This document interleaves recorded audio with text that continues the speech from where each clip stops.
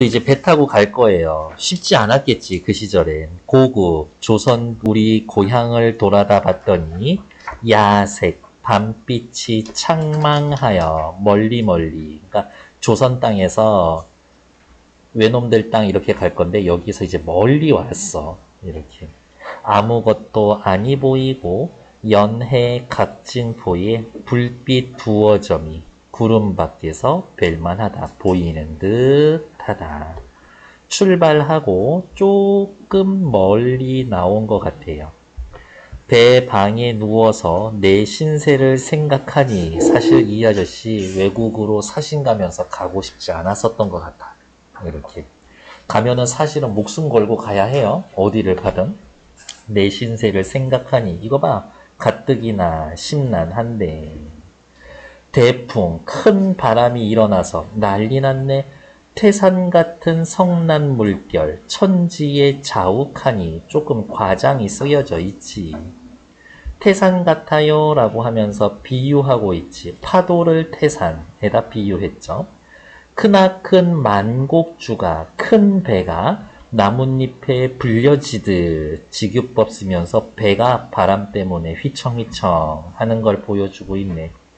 하늘에 올랐다가 지함, 푹 꺼져 있는 곳으로 내려오니 마치 이 아저씨 느낌은 이런 느낌?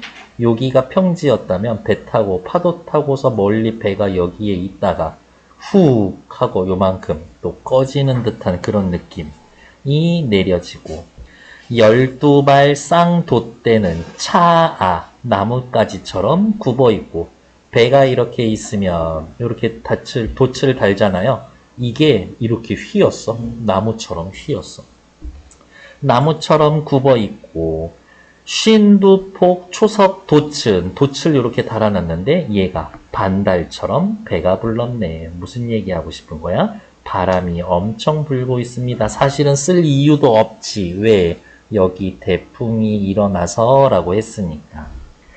굵은 울의 잔 벼락은 등 아래에서 진동을 하고 이 아저씨 이제 배가 있는데 배가 있으면은 이제 한 중간층쯤 되면은 선실이 있거든. 이제 잘 수 있는데 이렇게 바닥에 누워 있지. 이렇게 배멀미 안 하는 방법 중에 하나가 배 바닥에 납작 엎드려서 붙어 있는 거예요. 그나마 그게 덜 멀미한다고 그러더라고. 등 아래에서 진동하고 성난고래 움직이는 용이 물속에서 희롱을 하니 배가 왔다 갔다 하는데 밑에 고래와 용이 배를 들었다 내렸다 하는 것 같아. 뻥치고 있네. 방 속의 요강. 요강은 뭔지 아시죠? 타고는 침 뱉는 통이에요. 이렇게. 그것이 자빠지고 엎어져서 더러워 죽겠네. 상하 좌우 배방 너른 잎잎이 우는구나. 엄청 우당탕탕 소리가 난다. 이윽고 해가 돋거늘. 해가 돋았다라는 이야기는 이제 어떻게 날씨가 좋아졌어요? 이 이야기 하는 거겠지. 날씨가 좋아져서 아침이 되면서 장관을 하여보세. 밖에 나가서 구경해보자. 일어나 배 문을 열고 문설주, 기둥 같은 걸 잡고 서서 동서남북을 돌아다 봤더니 굉장하구나. 주변 경치 완전 멋져. 인생 천지간에 이런 구경이 또 있겠는가? 아직까지 파도가 치나 봐요. 구만리 우주 속에 큰 물결 뿐이로다. 폭풍우처럼 그런 파도 정도는 아니지만 그래도 파도 크기는 꽤 큰 것 같아. 어째저째 해가지고 이제 외놈들 땅에 도착을 했죠. 이제 육지가 있고 요렇게 해서 여기가 바다고 배가 이제 요쪽으로 와서 들어온 거지. 폭으로 들어가서 좌우를 살펴봤더니 봉만 상립하여 옆에 엄청 봉우리들이 산이 이렇게 높은 산이 있었나 보네. 봉만이 상립하여 경치가 기절하다. 경치 좋네. 멋져. 송삼, 주백, 귤, 유 등 밑에 보면 소나무, 삼나무, 대나무, 잣나무, 귤, 유자 등 감 모두 동청일세. 겨울빛이로구나. 겨울나무 색깔 그대로다. 외봉행 조선통신사행을 맞이해서 시중드는 일본인. 외라는 말 너무 좋아. 6놈이 금도청에 앉아 있구나. 검문소 같은 일을 보는 관청에 앉아 있구나. 지금으로 따지면 뭐 출입국 사무소 뭐 그 정도 되겠지. 인가가 소조하여 조금 모여 있어서 여기 새 집, 저기 새 집 이렇게 내려서 관청을 통과하고 나와서 봤더니 집이 한 3개 묶여 있고 또 집이 한둘 셋 4개 이렇게 묶여 있고 또 저기 한 3집 가까이 있고 합해서 카운트 해봤더니 한 4, 50호 더 아니라 집이 4, 50 가구가 넘지는 않았대. 그렇게 큰 마을은 아니었다. 그냥 비교적 작은 규모의 마을이었다.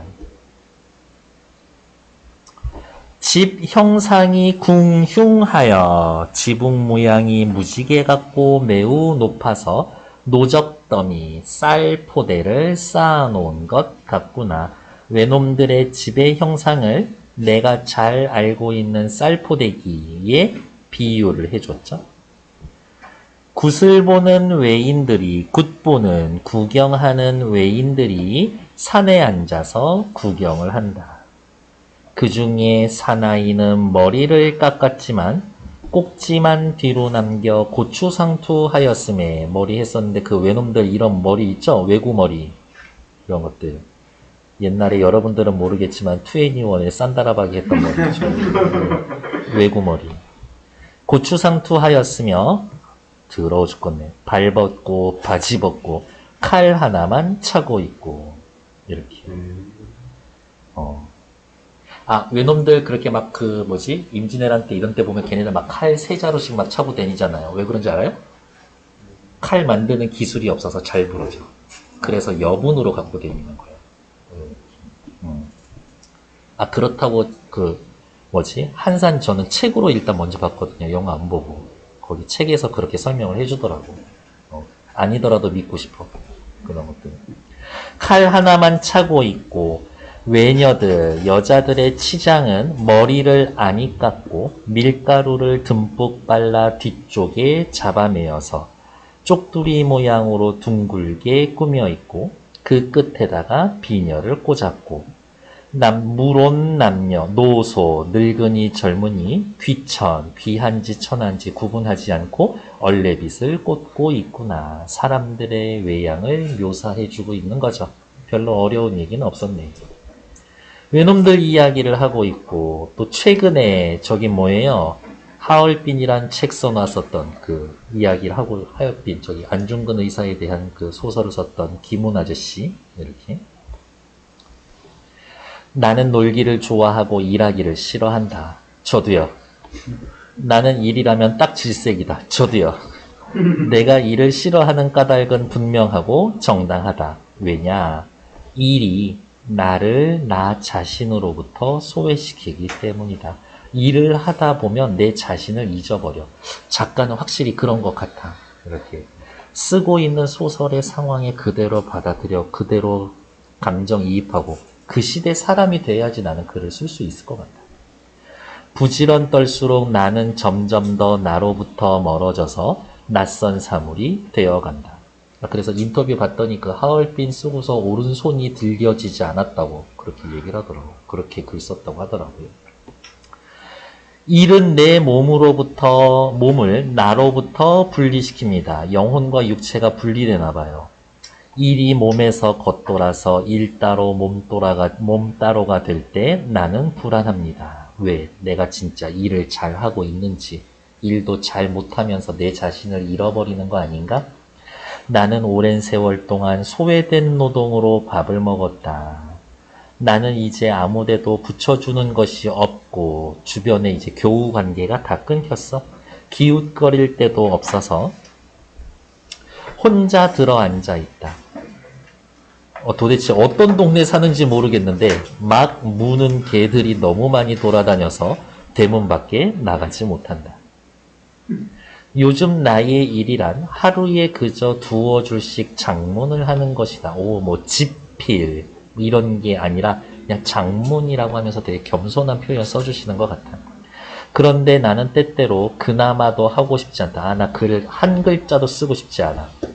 글이란 아무리 세상에서 세상 없이 잘나서 사람들을 놀라게 하는 몇 줄이라 하더라도 그 물적 바탕은 훈민정음 24글자 이리저리 꿰어 맞추고 붙였다 떼었다 하는 것이다. 그러니 글을 쓸 때 오른손엔 연필, 왼손엔 지우개를 쥔 내 몸은 부지할 곳 없고 숨 쉴 공기가 모자란다. 글 쓰면 너무 힘들어요. 다 큰 사내가 어찌 연필과 지우개만으로 그 몸의 일을 넉넉히 할 수 있겠는가? 이 아저씨는 기본적으로 노동이라면 몸을 써야지 이런 생각이 있었던 것 같아. 나는 이렇게는 도저히 못한다. 못 살 것 같아. 지우개 하나 연필 하나 들고서는. 지난 봄에는 글쓰기를 아예 작파하고 놀았다. 내가 사는 마을에는 집을 짓는 공사장이 있는데 40평짜리 목조주택. 설계에 허세가 없어 아주 깔끔해. 낮고 순한 집이었다. 나는 그 공사장에 가서 목수들과 안면을 트고 그들이 하는 일을 들여다보았다. 젊은 목수들이었었다. 목수들을 도와주고 싶었지만 내가 할 수 있는 일은 없었다. 저게 김훈이라는 사람인 줄 혹시 알았을까? 그 목수들은? 몰랐을 수도 있을 것 같아요. 목수들과 안면을 틀고 일을 했습니다. 젊은 목수들. 목수들을 도와주고 싶었지만 내가 할 수 있는 일은 당연히 없지. 목수들은 나를 귀찮아하면서 위험하니까 가까이 오지 말라고 했다. 허리춤에 여러 연장 차고 있는데 젊은 목수들 연장은 아름다웠고 그들의 망치질, 톱질, 대패질은 행복해 보였다. 아, 아름다웠고 행복해 보였어. 왜 그랬어? 아까 기본적으로 이 아저씨는 노동이라면 몸 써야 된다라고 생각하고 있는 거니까. 그러면 역시 택배 물류 창고 가면 짱인데. 세상의 재료들을 재고 자르고 깎고 다듬고 일으키고 세우고 고정시키는 자들의 기쁨, 그들의 근육은 꿈틀거리고 날선 연장은 햇볕에 빛나고 아! 연필과 지우개는 잊혀져야 마땅하리라. 연필과 지우개로 하는 노동은 그건 노동도 아니야. 공사장 옆 나무 그늘에서 슬픈데 목수들이 먹다 남긴 소주를 마셨는데 어머 세상에 마음에 슬픔과 기쁨이 뒤엉켜서 기뻤습니다. 전기톱이 나무 속을 파고 들어가는 소리, 망치로 못대가리 때리는 소리는 듣기에 편합니다. 소음이 어째서 편안하고 아름답게 들리는가? 그 의문이 나를 들볶았습니다. 왜 소음이 나한테 저렇게 좋게 들려지는 거지? 궁금했어. 아마도 그 소음은 인간의 근육의 힘이 이 세계의 재료와 직접 부딪히면서 발생하는 소리이기 때문에 편안했었을 것이다. 몸을 써야 돼.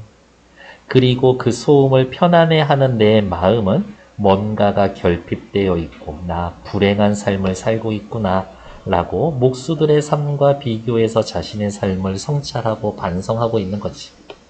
나는 목수들이 잘라버린 나무 조각 몇 개를 얻어서 집으로 돌아왔는데 요만한 나무 조각은 아니었던 것 같아. 그냥 이렇게 조금 넓은 판때기 몇 개였던 것 같아. 나무통을 짜서 거기에 옥수수를 기르기도 했거든. 옥수수 기를 정도니까. 못 박기는 쉽지가 않았습니다. 못은 힘의 크기로 박는 게 아니라 힘의 각도로 박는 겁니다. 그러니까 뭐 기술이 있어야 돼. 요령이 있어야 되지. 못대가리를 수직으로 정확히 때리지 않으면 힘이 클수록 못은 휘어져서 일을 망칩니다. 저는 이 문장이 너무 좋은 것 같아요. 문제 푸는데 도움은 안 돼. 그러니까 이거야. 잘못된 힘에 힘쓰면 힘쓸수록 나쁜 결과가 생겨. 잘못된 데 힘쓰면 문제가 더 커져. 이렇게. 그래서 아예 안 하는 게 좋아. 그래서 직장 상사 중에 최악은 능력 없는데 부지런한 상사예요. 그건 진짜 최악이야. 수많은 못이 휘어진 뒤에 나무통 몇 개를 겨우 만들었습니다. 거기 심은 옥수수가 자라서 잎이 제법 늘어졌어요. 옥수수 먹는 것보다 쳐다보는 거 더 좋아해. 왜? 깔끔하고 세련되지는 않았지만 거칠고 싱싱해. 옥수수 잎이 거침없이 뻗어나가고 힘찬 각도 이루고 꺾이고 비틀리고 휘어진 모습은 나를 완전히 신나. 이 아저씨 이제 좀 기운 내서 다시 글 쓰러 갈 것 같은데? 거기에 바람이 스칠 때 잎들이 부대끼며 서걱거리는 소리는 늘 새로운 세상과 새로운 사랑을 꿈꾸게 합니다. 이런 소리는 옥수수밭에 가야만 들을 수 있지만 나무통에 심은 한 줄기 옥수수에서도 그 바람 소리는 들릴락 말락하게 들립니다. 얼마나 평온하고 아름다운 소리로 들릴까? 공사장 소리도 편안하게 들렸었는데. 옥수수가 좀 자라자 다시 연필과 지우개를 쥘 수밖에 없는 내 몸의 조바심은 겨우 진정이 되었다.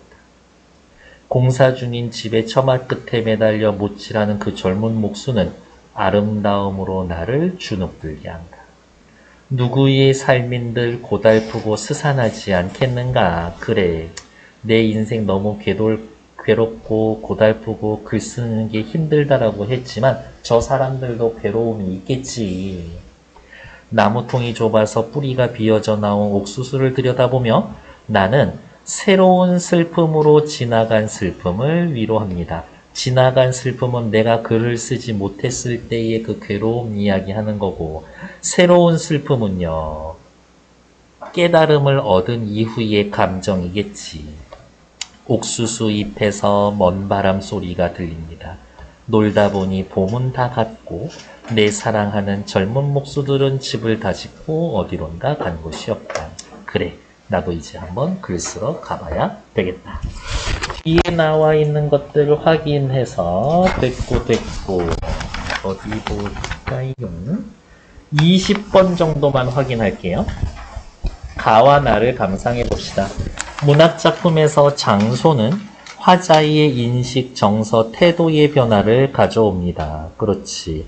낯선 장소에서의 이질감은 불안감을 불러오기도 하지만 가의 일동장요가 얘기하는 거겠네. 때로는 그 이질감이 새로운 자극이 되어 화자에게 긍정적인 변화를 유발하기도 하고, 요거는 김훈 아저씨 얘기겠네. 그 전과는 다른 의미를 만들어내기도 합니다. 1번 가의 배방은 폭풍우 치는 날에 배에서에 바짝 엎드려 있었을 때 자신의 상황과 처지에 대해 걱정하도록 합니다. 괜찮죠? 가의 외놈들 땅의 포구에 도착하면서 바라본 경치 멋있다 그랬죠? 장소에 대한 부정적 인식한 거 아니지?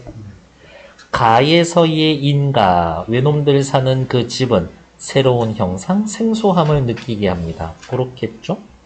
나에서의 공사장에 대한 일을 겪고 난 다음에 글 쓰지 못하겠어. 내가 하는 건 노동도 아니야 라고 했지만 인식 변화, 좋아.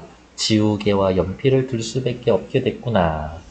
나에서의 마당은 익숙한 공간이지만 옥수수를 심으면서 약간 좀 새로운 의미를 갖는 공간이 됐죠? 글쓴이에게 깨달음을 주고 있습니다. 괜찮지? 틀린 건 2번. 세 문제 하시는데 딱 2분 드릴 거예요. 시작!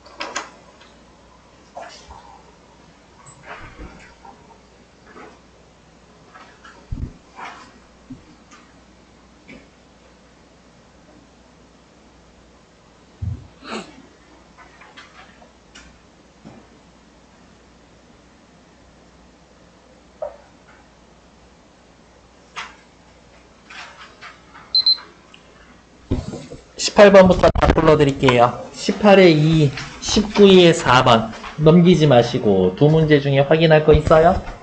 오케이.